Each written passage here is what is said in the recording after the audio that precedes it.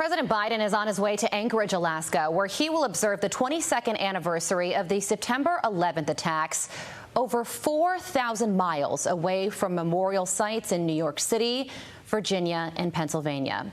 Lieutenant Colonel Donald Arias lost his brother Adam P. Arias in the 9/11 attacks.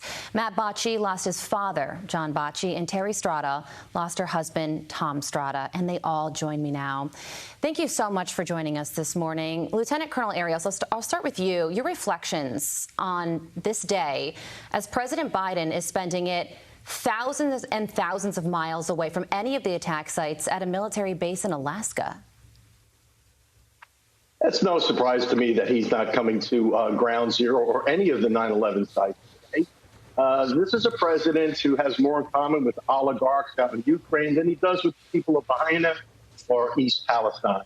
So no shock to my system. And quite frankly, I prefer he stay away anyway. We'll be spared one of his stories of how he can relate, like he did with the people in Lahaina, how he can relate because of a kitchen fire that singed his cat's whiskers. We can do without that. He sent that human laugh track we know as the Vice President to Ground Zero to represent him. And again, I prefer she stay away as well. This is a day for family members, first responders, and true-hearted, stout-hearted patriots who want to honor those we lost in 9/11. Yeah, well, he will be the first president not to spend it at one of the attack sites or at the White House. And Terry, Peter Doocy is traveling with the president right now, and he was on Fox and Friends yesterday, and he said she's in studio with us, so we could take a two-shot. He said yesterday that he asked a White House official why Alaska, and that White House official said, well, 22 years after Pearl Harbor, the White House wasn't going to Hawaii. What's your reaction to that? Oh, I hadn't heard that. That's awful. I mean, that is the opposite of what we've all pledged to never forget. And he is now just saying that flippantly, that he doesn't have to come to any of the sites and commemorate the loss with the families. That's terrible. Yeah, it certainly is. And Matt, you lost your father on 9/11.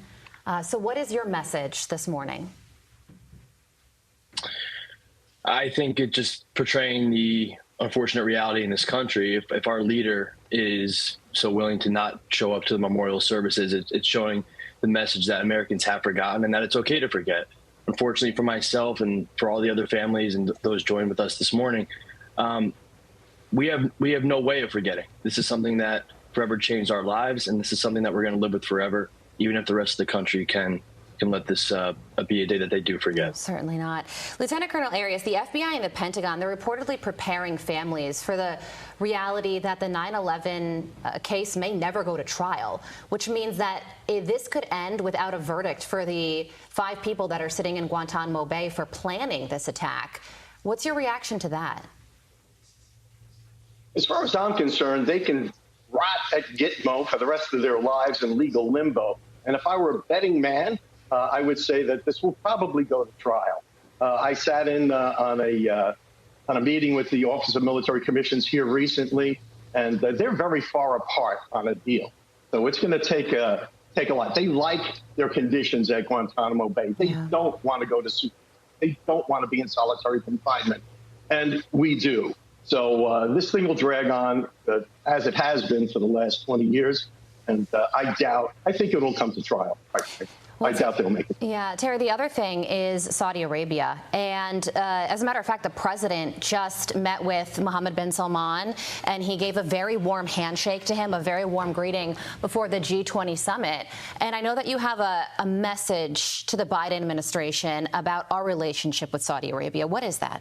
Yes, so the families are extremely concerned that the president or this administration is going to trade away our right to pursue justice against the Kingdom of Saudi Arabia for this peace deal. And we sent a letter to the president prior to the trip explaining to him how important it is that he stand with the 9/11 community and allow our pursuit for justice to continue with a piece of legislation that's pending in Congress.